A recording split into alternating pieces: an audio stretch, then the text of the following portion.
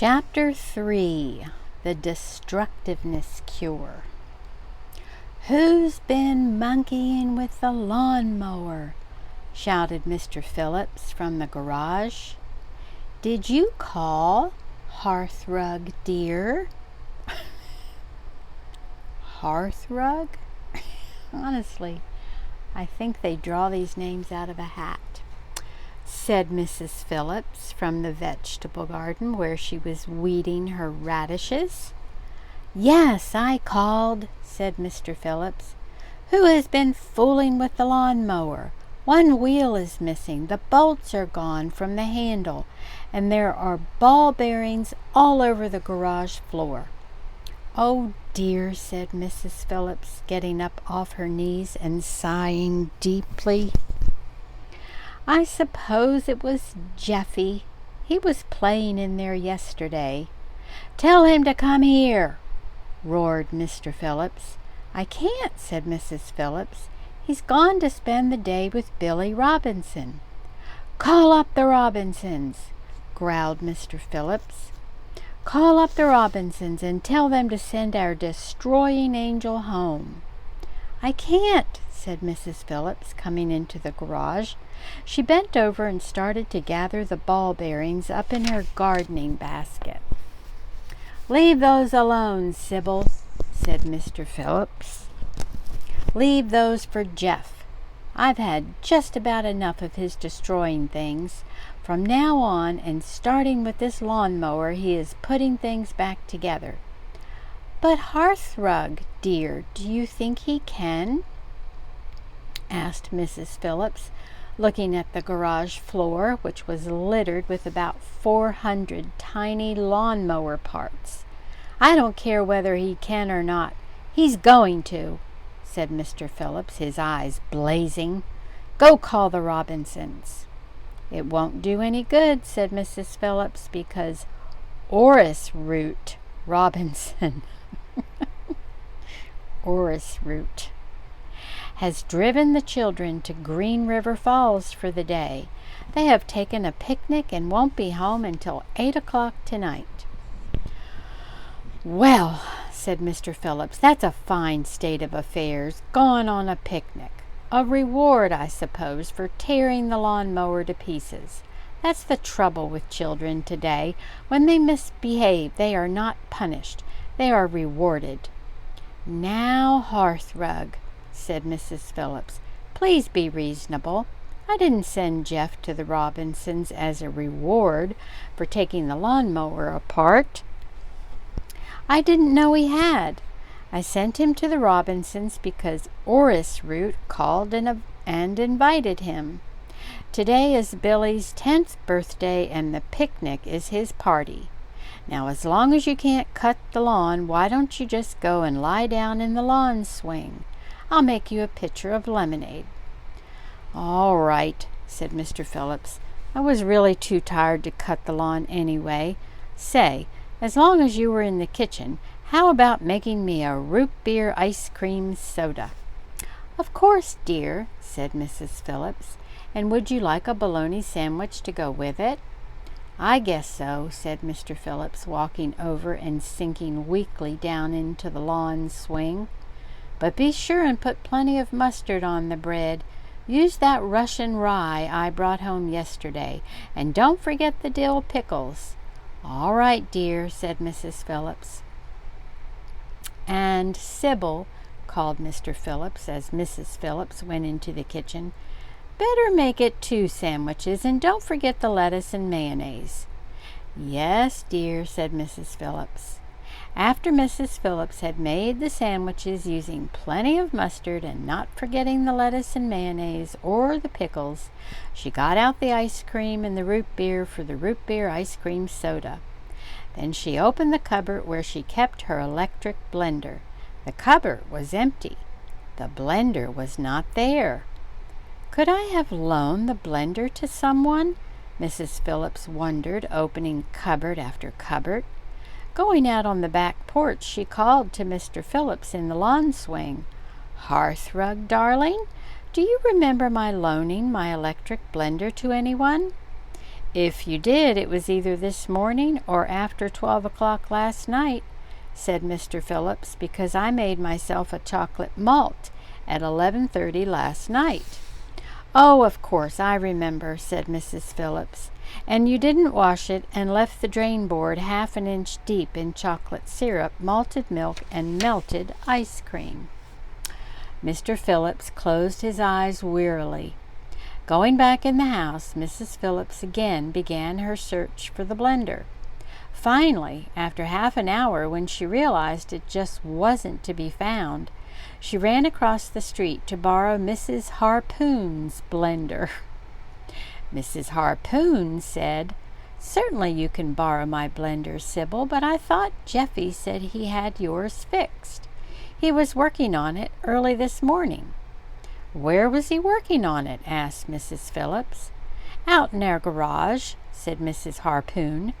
"My goodness, he and Donnie were out there a little after 6. With a sinking heart, Mrs. Phillips walked out to the Harpoon's garage. There on the workbench, in about 50 pieces, was her nice new blender.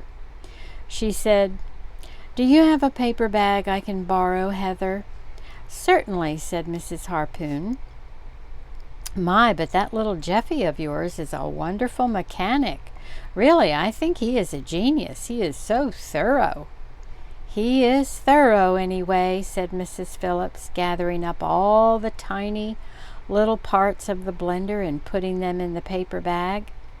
"Well, thanks, Heather," she said. "I'll bring your blender home the minute I'm finished with it, and please, whatever you do, never, ever let Jeffy touch it."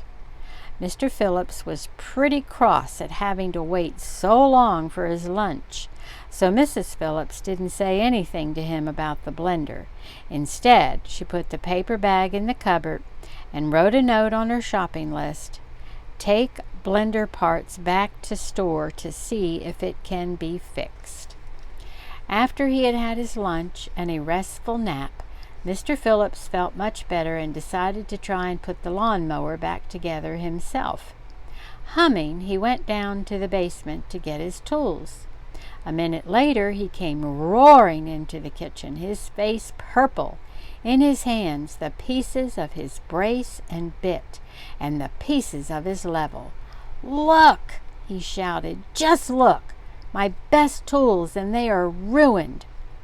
Mrs. Phillips said, "Don't complain to me, Hearthrug. I just went to get out the vacuum cleaner, and it is in 10,000 pieces. The carpet sweeper is in 60 pieces, and here," she jerked open the cupboard where she had put the parts of the blender, "here is my brand new electric blender." She began to cry. Putting his broken tools on the drain board of the sink, Mr. Phillips peered into the paper bag of blender parts, then said, "Sybil, I'm going to buy a razor strap, the biggest, strongest one made, and I'm going to beat the destructiveness out of that boy." Mrs. Phillips cried even louder. She said, "Beating is barbaric, and I won't have it." "All right, then," said Mr. Phillips. "What would you suggest?" "I don't know," sobbed Mrs. Phillips. "I don't know, but there must be something better than a razor strap." "There is nothing wrong with a razor strap," said Mr. Phillips. "That isn't the answer at all," said Mrs. Phillips. "I'm going to ask Greta Rockstall what to do. She has 8 children." "Do whatever you please," said Mr. Phillips. "But don't come crying to me when you find your sewing machine, or your electric iron, or your waffle iron, or your toaster, or your hearthrug, please," said Mrs. Phillips, dialing the telephone number of her friend Greta Rockstall. When she told Greta all the terrible things Jeffy had done, Greta laughed and said, "We had the very same trouble with Wiki. He took our phonograph and our electric mixer apart and then got the parts mixed up, and when they were put back together, the mixer played music and the phonograph ground up the records. And another time he put the power lawn mower motor on the baby carriage and started it. That was when Electra was only 4 months old, and she went clear to Centerville, and we didn't know a thing about it until a garage man called and said the baby carriage was out of gas, and what did we want to do about it?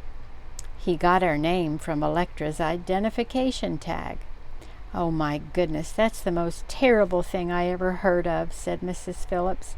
What did you do? I mean, how did you punish him? I sent him to Mrs. Pigglewiggle, said Mrs. Rockstall. She is so wonderful with children and always seems to know just how to cure their faults. Of course, said Mrs. Phillips with such a big sigh of relief, it blew the leaves of the telephone book over to Nay Nybrug. I can't imagine why I didn't think of Mrs. Pigglewiggle myself. Goodness knows, Jeffy used to spend enough time at her house. Is she still living at the same place? No, she isn't, said Mrs. Rockstall. She has a farm now. It is in Little Spring Valley, just at the edge of town. Her number is in the phone book, though. Why don't you call her right now, Sybil? It will be such a relief to your mind. I will, said Mrs. Phillips. Thank you so much for your help, Greta. I'll let you know what Mrs. Pigglewiggle says. Tuesday morning, as soon as she finished milking, Mrs. Pigglewiggle hurried up to the house and began making buckwheat cakes and cooking little pig sausages. The sausages were just beginning to brown when Mrs. Phillips' station wagon turned into the lane. Mrs. Pigglewiggle, Wag, and Lightfoot went out on the back porch to wait for Jeffy. The car had barely stopped when he jumped out, ran up the back steps, and gave Mrs. Pigglewiggle a big hug. I'm certainly glad you came early, Mrs. Pigglewiggle said. I'm baking buckwheat cakes, and I've got fresh honey. Oh, boy, Jeffy said. Well, goodbye, Mom. Goodbye nothing, said Mrs. Pigglewiggle. I've invited your mother for breakfast. But I mustn't stay, said Mrs. Phillips. I have a meeting of the driftwood polishers, bleachers, and arrangers at noon, and I promised Stella Packinghouse I would bring a casserole dish. I think I'll make my famous prune noodle sardine surprise. Ugh, said Jeffy. How many sausages can I have, Mrs. Pigglewiggle? It is may I, said Mrs. Phillips, and don't be such a pig. Would 11 be enough? Asked Mrs. Pigglewiggle. If it isn't, I'll cook more. Zowie, said Jeffy. Well, goodbye, said Mrs. Phillips. Please be good and do as Mrs. Pigglewiggle tells you, and try not to eat her out of house and home. What do you mean by that? Asked Jeffy, stuffing 3 sausages in his mouth. I mean, said his mother, that you should eat your sausages one at a time, and you should cut them in pieces instead of stuffing them into your mouth whole. Okay, said Jeffy, waving at her. But after his mother had driven away, he ate 14 buckwheat cakes and 14 sausages, and while he ate, he told Mrs. Pigglewiggle all the news about all the children in the town. He knew all the Brownie Scouts who had flown up and were Girl Scouts, and all the Cub Scouts who had climbed up and were Boy Scouts. He knew who was mad at whom and why, and who was best friends with whom and why. He even knew the exact day that Patsy's grandmother was coming from New Orleans, and that Susan Gray was going to have the braces taken off her teeth on the 7th of August. Mrs. Pigglewiggle enjoyed her breakfast so much she almost forgot to put Arbutus out in the pasture. Heavens to Betsy, she said, jumping up. Here it is 7:30, and I haven't finished my chores. What chores? Said Jeffy. Can I help? I'll drive that old cow.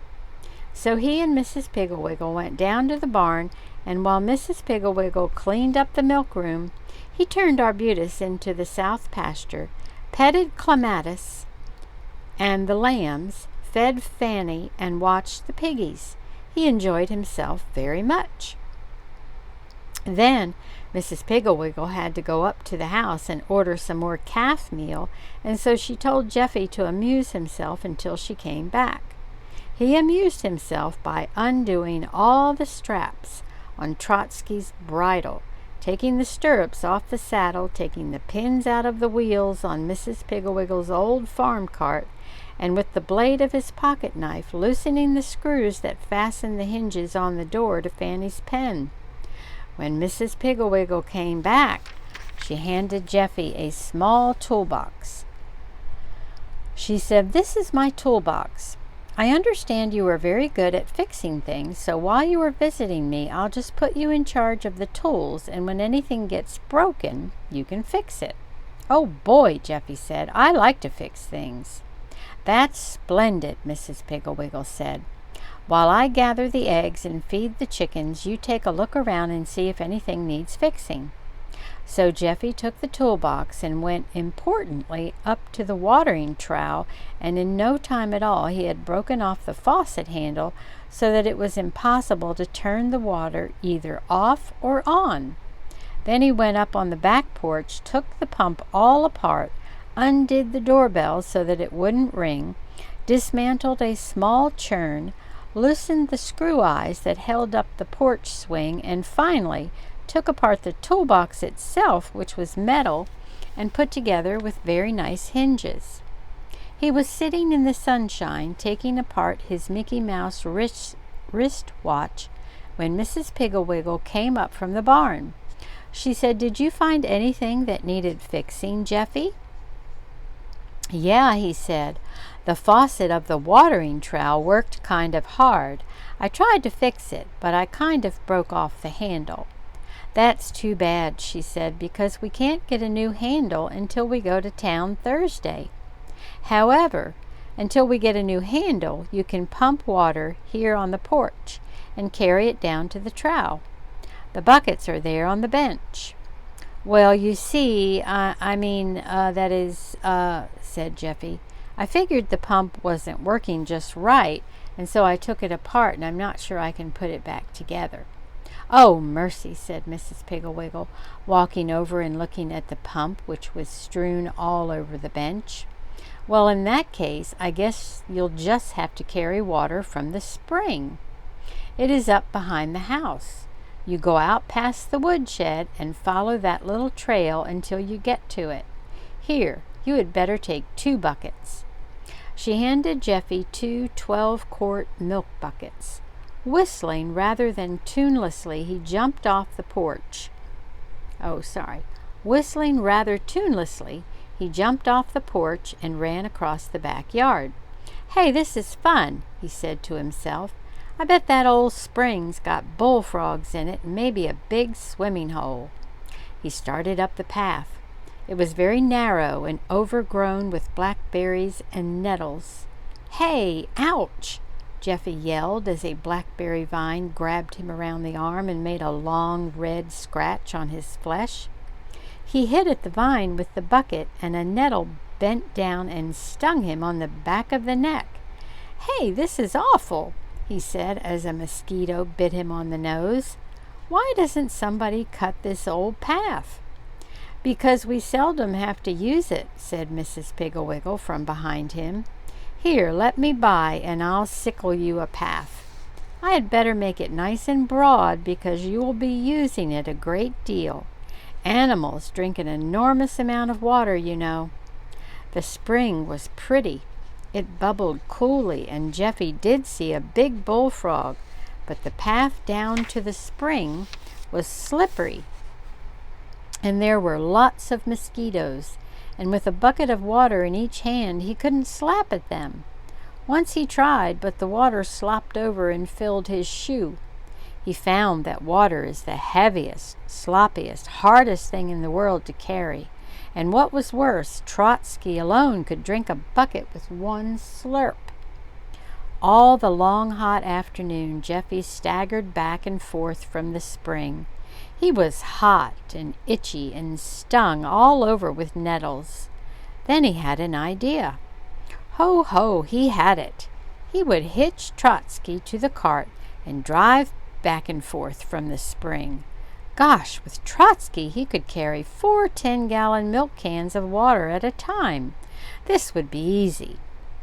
The first blow, of course, was the harness which he had taken apart so thoroughly that morning. For an hour he buckled and unbuckled, but he couldn't seem to get it just right. So then he thought, I'll just pull the cart myself. I won't be able to carry milk cans of water, but I can carry about 4 buckets at a time. So he lugged the cart across the barnyard, past the house, and up to the spring. It was very, very hard work, and when he finally got it up to the spring, he was so hot he had to lie down and slap cold water on his forehead. After he had cooled off, he filled the 4 buckets, loaded them in the cart, and started home. Pulling the cart with the 4 buckets of water in it was quite a job, even for a husky 9-year-old boy. It's this darn path, Jeffy kept saying to himself as he pushed and pulled and jounced along. As soon as I get to Mrs. Piggle-Wiggle's yard, it will be easy as pie. When he finally got to Mrs. Piggle-Wiggle's yard, the left wheel came off the cart. The cart tipped over and all the water spilled. Jeffy was so mad he kicked the wagon wheel as hard as he could, which was a mistake because he had on tennis shoes. Ouch! He shrieked. Ouch! My toe is broken.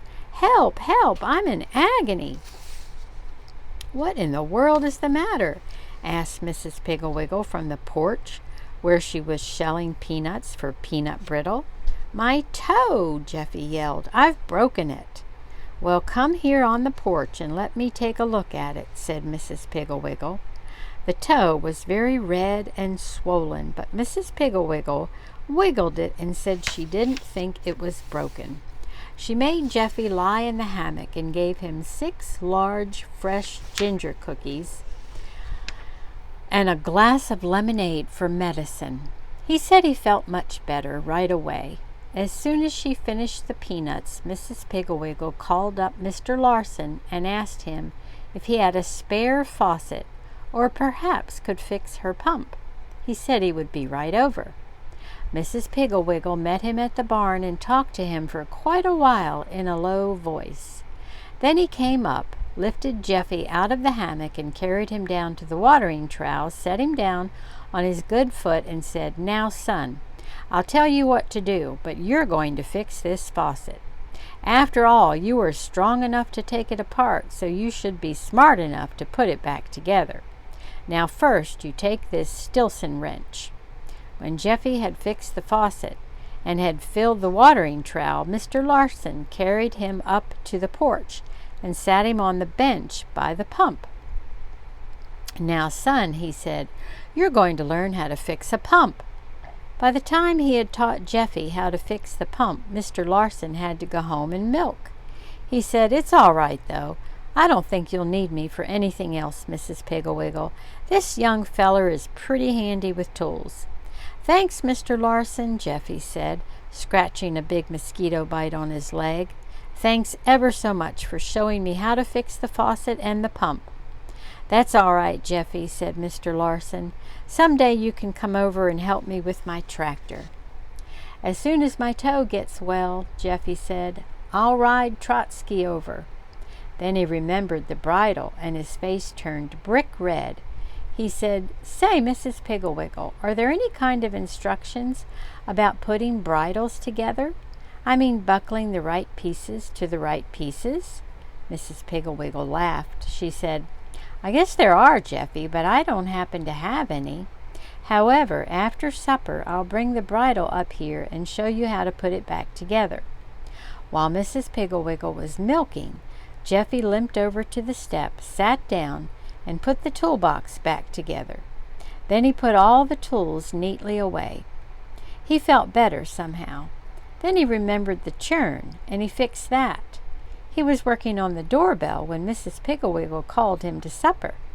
After supper, she showed him how to fix the bridle, and then she made him soak his toe and go to bed. He was very, very tired, and his bed, with its cool white sheets and blue and white patchwork quilt, looked so inviting he forgot about his toe and made a great big leap from the rug right into the middle. There was a terrible crash, and he was lying squashed down between the springs and the mattress. What happened? Are you hurt? Asked Mrs. Piggle-Wiggle as she helped him out. "I'm all right," Jeffy said sheepishly. "It's just that I guess I sort of forgot that I sort of loosened the screws in the bed this morning. I mean, I was testing out the screwdriver on my pocket knife to see if it was any good." "Well, was it?" Mrs. Piggle-Wiggle asked, laughing. "I guess so," said Jeffy. "All right," said Mrs. Piggle-Wiggle. "Sore toe or not, you'll have to help me lift this mattress and springs and put the bed back together. Where are the tools?" "Right here," said Jeffy, limping over and getting the toolbox off the window seat. So they put the bed back together, and Mrs. Piggle-Wiggle made it all fresh and finally tucked Jeffy in. All night long he dreamed of boiling hot deserts without water and blackberry vines with thorns as big as daggers. He spent most of the next day lying in the hammock and soaking his toe. But the day after that he was much better, and before breakfast had fixed the wheels of the cart and tightened up all the bolts on the mowing machine. After breakfast, while Mrs. Piggle-Wiggle did her chores, he mended a broken place in the fence, nailed down a loose step, fixed a wiggly leg on a kitchen chair, and repaired the latch on the screen door. Mrs. Piggle-Wiggle told him she was very proud of him. After lunch, Mrs. Piggle-Wiggle walked over to Mrs. Larson's to get a bread and butter pickle recipe. She asked Jeffy to go along, but he said that his toe still hurt a little and he didn't feel like walking. She told him to lie in the hammock and look at books, and she would be home soon. For a little while after she had gone, Jeffy lay in the hammock and looked at the Sears Roebuck catalog. Then he and Wag took a little walk down to the end of the lane. Then he played ball with Wag for a while. He'd throw the ball down the lane, and Wag would run and bring it back. Then he threw stones at crows, and the crows ducked and said, "Caw, caw, caw, smarty." Then he caught a few bees in a fruit jar. Then he wandered down to the barn. He could hear Fanny snoring clear out in the barnyard. He limped over to her pen and looked in at her. "Gee, you're disgusting, Fanny," he said. "You're fat and dirty and you snore." Fanny opened one small eye and looked at him. "Grumph," she said, and began to snore again. "You make me sick," said Jeffy, "just lying there and snoring. Why don't you wake up?" "Grumph," Fanny said. The 13 little pigs all crowded down at the end of the pen where Jeffy was, hoping he would have something delicious to eat for them. "Want to get away from your big, fat, ugly mother for a while?" he asked them. "Yes, yes," they squealed. So he opened the door into Lester's pen, and they hurried through and began sniffing around in the straw, hoping for little extra grains of wheat or hidden crusts. Jeffy watched them for a while until he grew tired. Then he went back to lean over Fanny's pen and watch her. She was still snoring. For some reason this irritated Jeffy. "That old pig's snoring makes me sick at my stomach," he told Wag. "Why doesn't she get up and move around?" Wag was busy sniffing at the piggies between the boards of Lester's pen and did not answer. "Well, I've got an idea," Jeffy said, limping out to the willow tree and breaking off a branch. He took the branch back to Fanny's pen and began tickling her with it. It was just right for tickling, long and supple with a small bunch of leaves at the very end. At first, Fanny, who was used to flies and bugs, didn't apparently feel the tickling. She snored on, her fat legs and small hooves stretched straight out in front of her. Then Jeffy tickled her on the end of the snout. She snorted a little. He kept on tickling. She opened one small eye. He kept on tickling. She got up with a roar and lunged at him. The whole pen quivered, but Jeffy laughed and flipped the willow switch at her. She lunged again, but this time she hit the door to the pen, the very door whose hinges Jeffy had loosened the first day he came. The hinges came off, the door crashed open, and Fanny was free. Jeffy almost fainted. "Run, Wag, run! Fanny's out!" he shouted, streaking for the barn door. "Pigs are funny animals. They are big and fat and awkward and piggish, but they can run like lightning. Especially mean old mother pigs." So when Jeffy reached the willow tree, Fanny's snout and her sharp teeth were only about 2 inches from his leg. Giving a jump that took him at least 4 feet off the ground, Jeffy snagged a branch, swung both legs up over his head, and grabbed a higher branch with his knees. He wasn't very comfortable, but he was safe. Below him, Fanny scratched her sides against the willow trunk and snarled. Wag, safe on the back porch, barked and barked. Jeffy's hands began to ache a little. He tried hanging by one hand. That made his arms ache. He wanted to get up by his knees so he wouldn't be hanging upside down. He tried giving a little swing with his body, and the branch under his knees creaked alarmingly. My, he was uncomfortable. His face was as red as a fire engine, and his toe ached. "Where's Mrs. Piggle-Wiggle?" he said. And then he began to shout, "Help! Help! Help! Mrs. Piggle-Wiggle, save me!" From above him in the tree, Penelope said, "Oh, for heaven's sake, boy, quiet down. You're disturbing everyone." "But I'm upside down," wailed Jeffy. "Help! Help! Help!" he shouted again. "What in the world's the matter with you? If you don't like being upside down, why don't you get out of the tree?" Penelope said. "Because Fanny's down there and she's going to bite me," said Jeffy, beginning to bawl. "Well, how did you get out? How did she get out?" Penelope asked. "She ought to be in her pen." "She was," said Jeffy, "but I loosened the hinges on her door the first day I came, and then I forgot all about it, and I was tickling her on the nose, and she charged, and the door came off, and she almost bit me." "Well, you're a mischievous boy, and I don't have much sympathy for you," said Penelope. "But I don't like Fanny either, so I'll help you. Now, when I chase Fanny into the barn, you get down out of this tree and shut the door. I'll get out the hayloft window." "How can you chase Fanny?" Jeffy asked. "Just watch and see," said Penelope. There was a great clatter of wings and then a thump as she flew out of the willow tree and landed on the ground. Then, in an exact imitation of Mrs. Piggle-Wiggle's voice, she said, "Now, Fanny, get along. Go on. Get back in your pen. Hurry now, Fanny. Supper, Fanny. I've got your nice supper. Hurry, Fanny." Fanny waddled into the barn. Like a flash, Jeffy was out of the tree and rolling the big barn door shut. As he latched the door, he could hear Penelope. "Nice girl, Fanny. Supper's ready." Then from the loft window, Penelope said, "Now, you foolish boy, you had better go up to the house and get your toolbox and the bucket of slops. I'll keep Fanny quiet until you get her food and the trowel. Then while she is eating, you put the hinges back on that door. All right now, scat, boy." Jeffy scatted. He was pretty nervous about going in the barn, but Penelope reminded him that if anything went wrong and Fanny started after him again, he could go up in the loft. "Anybody with an ounce of brains would have thought of that in the first place," she said. Jeffy thought so too, and was ashamed because he had been so dumb.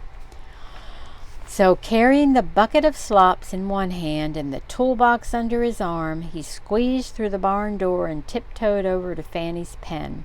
He could hear Penelope talking. "Quiet now, girl. Supper's coming. Supper's coming." As soon as he dumped in the bucket of slops, Fanny lunged forward and buried her head in it.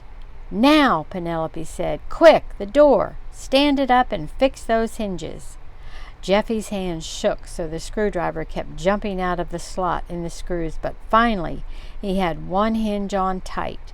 With an anxious look at Fanny's trowel, which was almost empty, he started on the other. He just finished when Fanny turned around and saw him. "Grumph," she said, and started toward him. Grabbing his toolbox, Jeffy ran to the ladder that went up to the loft. "Don't worry, boy, the pen's holding." Penelope called out. She flew down from the rafter where she had been perched while directing things and waddled out to Jeffy. "Come on, boys," she said. "While you've got your tools out, I wish you'd fix the door of my cage. It won't stay open, and it won't stay shut." When Mrs. Pigglewiggle got home a little later, Jeffy had finished fixing Penelope's cage and was tightening up the porch swing. He told Mrs. Pigglewiggle all about Fanny and how Penelope had saved his life, and she said, "You're a good girl, Penelope. I'm proud of you. Here are some sunflower seeds." "Delicious," said Penelope, eating one. "I'll fly down this afternoon and thank her." "Oh, Jeffy," said Mrs. Pigglewiggle, "Nels is going to work on the tractor this evening. He said to tell you to bring your toolbox and come over after supper." "Oh, boy," said Jeffy, "I've always wanted to fix a tractor." And that was how Jeffy Phillips learned that tools are for fixing things, not just for taking them apart. Today, if you go down his street, you will see a big sign, "Jeffy Phillips and Wiki Rockstall Repair Shop. We fix anything." They get lots of business, too. Yesterday, they put Patsy's big doll's eyes in, mended the broken chain on Dick Thompson's bicycle, and fixed Mrs. Harpoon's vacuum cleaner. They even helped Mr. Phillips clean the spark plugs on his car. When they aren't fixing things, they are building. The first thing they built was a beautiful doghouse for Wag. They took it out to Mrs. Pigglewiggle's farm last Sunday. She was simply delighted, and Wag was so happy he licked Jeffy's ear and untied Wiki's shoe. While they were playing around the farm, Jeffy noticed that the watering trowel was getting kind of rotten in some places. They built a new, bigger one. Mrs. Pigglewiggle was very pleased, and Penelope said, "Glad I saved you from Fanny. You're a good boy." Until next time.